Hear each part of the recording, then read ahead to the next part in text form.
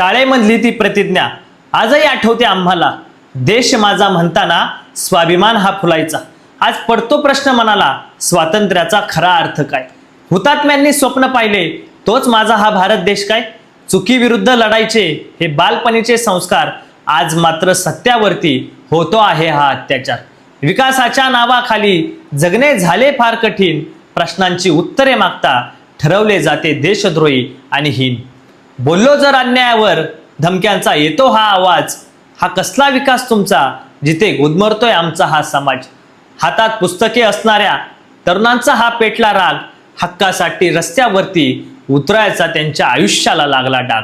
सत्तेच्या त्या खुर्चीवरती बसवले जे प्रश्न सोडवाया, तेच बसले आज जनतेच्या थेट उरावर पाय द्या.